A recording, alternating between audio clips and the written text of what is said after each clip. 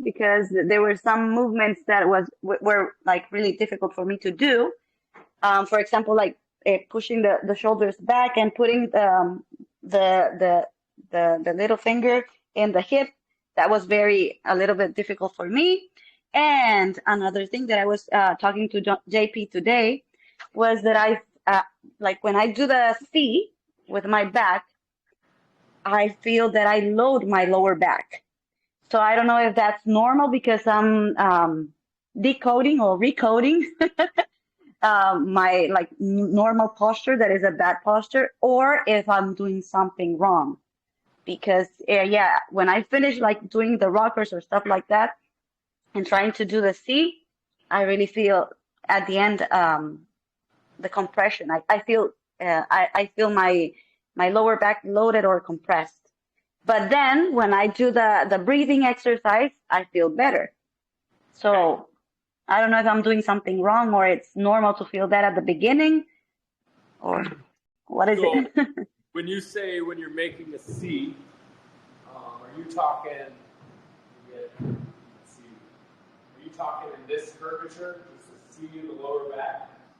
A lot of times, what I'll cue for people when it comes to that lower back is to not isolate that is where the movement's coming from, as much as think with shoulders and just elevate them. Elevate the rib cage and the chest, and then don't think about this movement as much as this movement. So get it up and away. So the rocker should always be away from the hips. And if you do feel yourself loading the back, then you're getting maybe a little too much extension, because you can compress the lower back and the back side just like you can in the front. Most people I've found are compressed in the front, but with you, with your background that you have, if you were doing CrossFit with the power clean, you're strong in that area because of that movement. So really what I want you to think about is how you can get that push movement rather than that flip and pull. And I think that's going to allow you to have some more confidence with your routine when it comes to that C in the back. So the shape that you're after is the correct one, but know that that compression that you're feeling is your hint that, hey, you know, you're going a little too far because of your background, because you're an athlete. You're training this 3 times a day. That's what I ask of you. Most of the time, people fall short of that. You hit it on the head. So you did 3, except for today you're at 1. You've got 2 more to go. Be mindful that maybe an approach with more of the neck and the upper thoracic. Okay. Open up. Area will bring some pressure up and away from that lower back. And then I can work with you individually with the rockers if that cue doesn't help. And I can look for a little bit. Or what I can do too is that I can make a little video the way that I'm doing it, and maybe you can see if where is the mistake, if I'm doing wrong, or if I am like hyperextending too much. So yeah. So this week, one of the homeworks that I'm going to give is to just film yourself doing at least 3 of the exercises out of either of these 2 flows, and get really good at 3 of them, film them, and then we're going to go over that film in week 3 with each of you. We'll all review, hey, this is what this looks like. This is what I changed. This is what's good about it. This is how you adapt this to create different stimuluses, because all of these exercises are very basic but highly adaptable, right? We can add weight. We can add resistance to any of them. But I never do that for this reason, because if I'm adding resistance to you feeling some compression in there, then I can make that worse. So great question, good feedback. Just in a review of that, upper thoracic, keep things tall and decompressed, and don't that big C curve as much. Perfect. I will be multitasking right now because I'm cooking for my girls, but I'm gonna be listening. Okay. Cool. No, I feel like that's the norm nowadays. I'm cooking.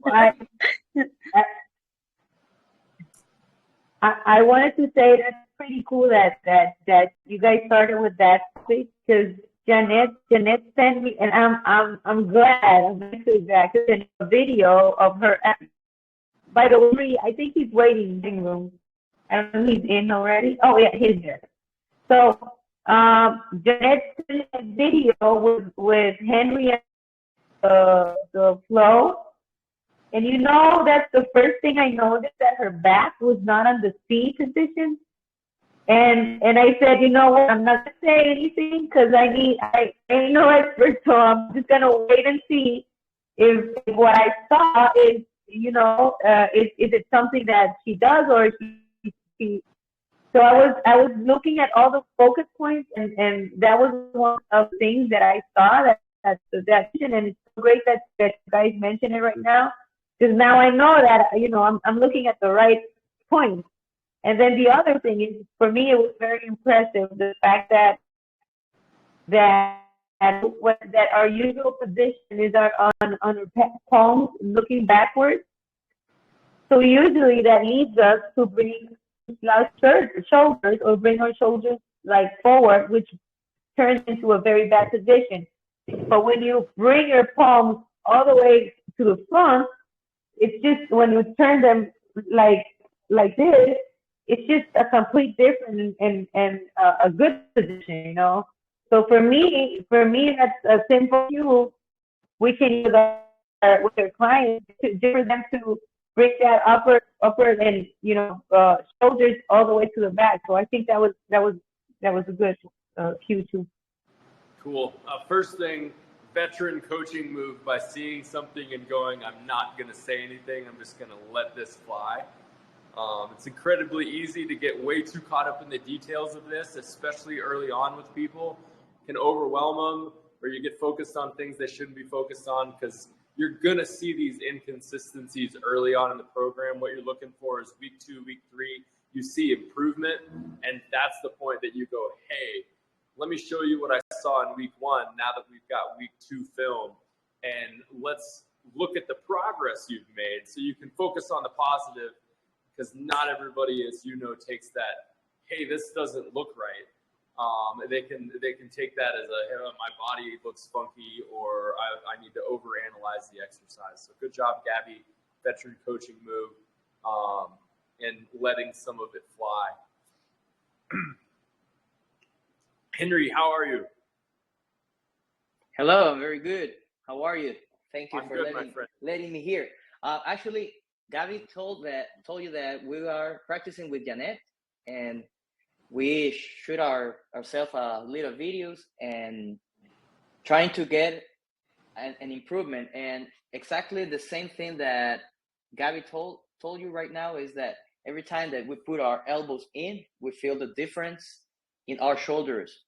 I mean, the little things that make the difference for the exercise are really important. And we're trying now to be more aware of that, of the space between the rib cage and this part of the bottom, and keeping it that way.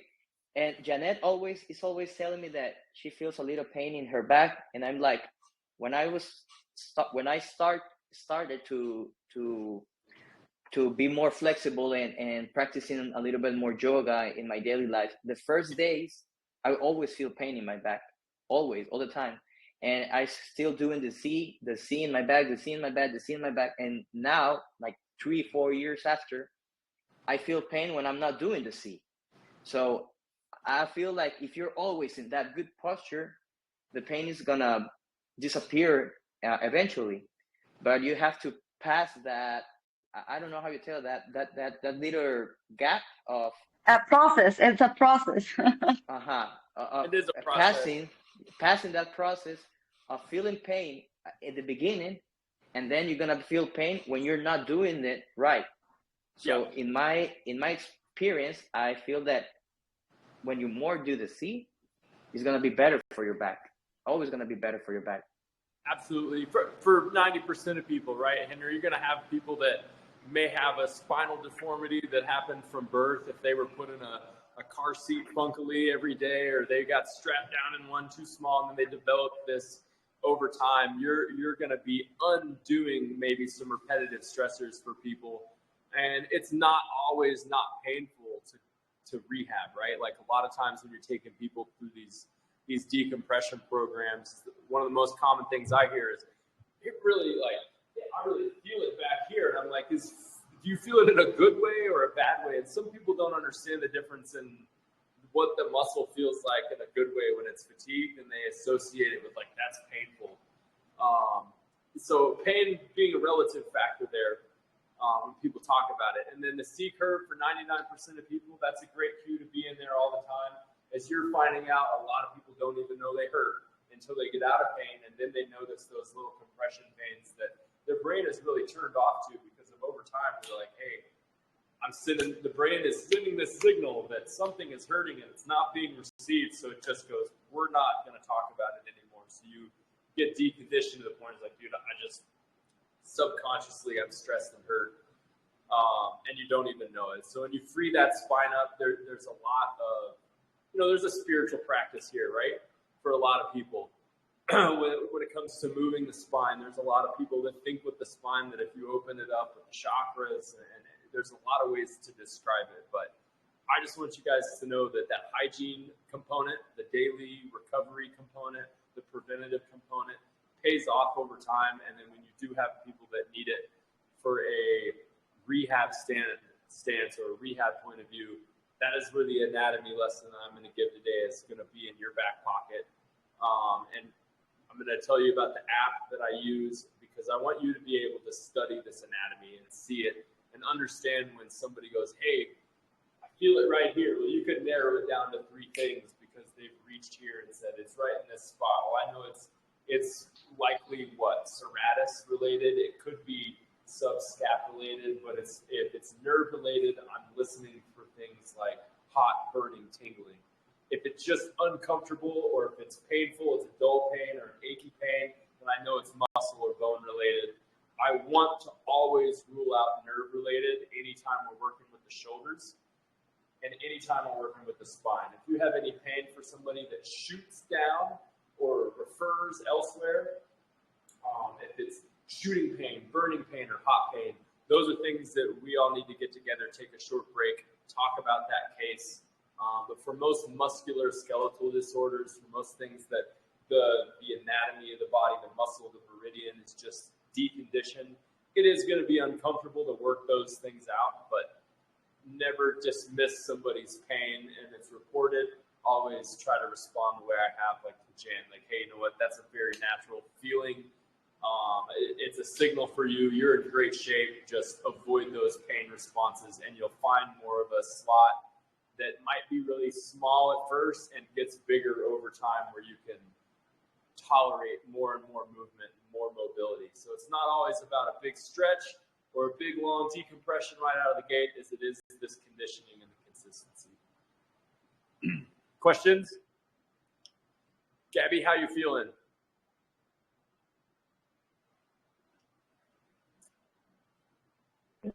Yes, I've been feeling. I've been able to do a flow, so I'm cool because we're working the upper body. So Yep. I haven't been able to do them 3 times a day, but I've been doing once or twice in the morning and in the night. But most to practice and to understand the movement, how they feel. Henry, I don't know if you ever asked Cody about that you had knee surgery and it still hurts you. Maybe that could, especially to get into the Seiza position. That's why you stopped doing jiu-jitsu. He used to MMA fight too, and he stopped doing that because of his knee surgery. From the knee? Yes. How long ago was his last surgery? The last surgery was on 2020. Okay, so you're a couple of years removed, so you're not going to have any restrictions from my point of view. I mean, it always hurts. It always hurts. I got a meniscus and the LCA. The LCA is good. The knee is not moving from side to side, but it's a constant pain. So I used to be really, really flexible, and now have a little restriction in my movement because the pain is ugly. And sometimes it's not only just pain. It feels like I've been traumatized because so many times it feels like it pop out. So I'm very scared now for moving myself free. And every time that I see you guys with your knees bent, I'm like, oh my God, I want to do that again. I want to feel that. And when you do your exercises, even with John Paul, I never knee myself completely. I always have my upper body like floating. I don't put all my knees down because of the of the restriction, but the pain is always there. So I haven't even write the things that I'm expecting from the class, but that was the first one of all. Like That popped up. yeah, like feeling my knees again. Yes, yes. Put that in the chat so I can start to touch on it with little micro videos. Okay. What I'm wanting to do with all of you is start with the shoulder, go to the spine, teach the pelvis and the hips next, and then that's going to make a heck of a lot more sense when it comes to that knee. To the because knees, of all the pressure from above on top of it, I want you to understand, rather than going from the foot up, I kind of changed that. I used to go foot up, but now I'm going, you know what, shoulders, that's what we have the most control over. For you, instead of the kneeling work with the shoulder series, I want you to start to adapt it where you're doing it standing. JP, does he have access to those slant boards? Are they in the gym? I will send you, Henry, just a short little tutorial on the boards, or if the QR code's with it, you can scan that. I'll dump it in here. But I want you to start to do these shoulder series as much as you can, standing on those boards. That's going to help with the knee, keeping weight and pressure off of it. The other thing you can do is roll up a mat and keep it between your butt and your heels, and then roll up another mat and put it under the knees, between the knees and the floor. When you elevate the knees up, it's gonna allow those hips to sink in more. Take some pressure off that knee versus all the pressure down on the kneecap. So you're just gonna make these slight adaptations, and then you'll know when you have somebody else in the future that's, hey, you know, I've got an acute knee injury. 2 years ago, I had a surgery. You're gonna go, hey, let's adapt all this. It's not going to be as important for you to be able to get on the ground and kneel as much as it is going to be able to tolerate pain-free and standing. And then long-term goal, get you back into that full seiza. Cool? Questions? Cool. Good? I'm going to flip the film. Sorry, you recommended, I wasn't in the last meeting, you recommend this shoulder series 3 times daily, the 4-minute version one. The 4 minutes. So I almost know it from memory, but yeah, I like it and it's helped me a lot. Honestly, I think sometimes you receive like stimulus that you feel it for the first time and you feel like, man, I want to feel it again. I felt how I've had this separated shoulder from my left side, so I always feel like my neck and all is always being suffered by this injury because I have a level 2 injury from the separated shoulder. And for me, it's very hard, especially when I play tennis. This symptom becomes more acute because I know my left side is becoming like I'm using it like a cane, you know, and not really like really getting in and getting out, you know. So with the shoulders, I was able to really feel how my shoulder falls in place, and I'm able to rotate my rib cage how it's supposed to, because I'm usually here, you know. I even created a scoliosis from my back, and I feel this shoulder has helped a lot.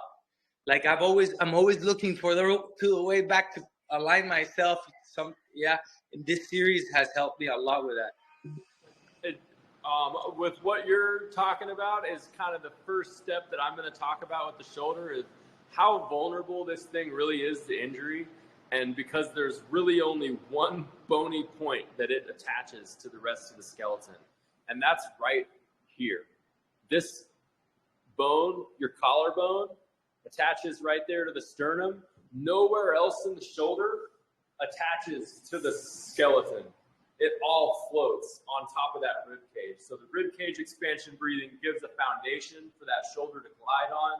And then being able today to really dive into that shoulder blade and the scapula and see how it does rotate and move along that, it's going to build structural resiliency down here. And that's going to pull pressure away from this. Beautiful. Most of us hold it right here. Yeah. Because the body's like, hey, I got to create stability. So what you're doing right now is exactly what happened to me. I was having a meeting with Gavi, and I was getting stressed, so I was getting crunched, and then everything started to numb, and I thought I was getting a heart attack. because I was really stressed at that point, and my body started to do that. Remember, Gabi? Yes. And from that injury, because it really messed me up, I couldn't even hang myself from my left side. I lost all my strength on my left side. Also, I realized, man, I had an open heart surgery. I never came back from it. Like, I never had a proper recovery from that. So they opened up my rib cage, you know. Yeah, so I protected. Huh? At that point they've altered your structure, right? Yeah. From an embryonic standpoint, from the baby, while it's still in the womb, Gabi, the little baby, is in there. The muscles, the connective tissue, the bones, it's all on the inside of the outside and the very inside layer. The endoderm and the ectoderm. There's 3 layers in the embryo. I'm going to touch on that today about the shoulder. I'm going to leave a link for all of you to read more into some of the anatomical sense and the medical sense of the shoulder, whereas I'm going to focus on the function. But in that, you'll see those three stages of the embryo, and all of it right now, all the connective tissue, the bones, all the skeleton. It's kind of one soft mess at the moment. So if you take that into consideration when they split it in an open heart surgery, no matter the age, it's going to alter, right? If somebody's had a surgery, it's going to alter that joint. It may never get back to 100%. So what you're doing is trying to prevent other areas in the body from wearing out. And like JP's saying, you'll have pain responses that move from column to column or from up to down. You'll have people that have numbness in their thumb, and it's really related to the shoulder and the neck. They are going to treat the thumb in the medical profession because that's the symptom, that's what's on the diagnosis. Well, it's a thumb client. Whereas I'm really going to focus on, hey, how do we get this area to do its job? And maybe we're going to alleviate symptoms that have shot down our extremity because of how unstable that area is. So all great feedback so far. All I'm going to tie into, I'm glad we did this. I'm going to make sure that y'all can see me. You see the television? Boom. Everybody's listening, speaking. Cool. I'm actually going to end this and start another one. So we've got a clean starting point from the anatomy lesson for 2 different videos.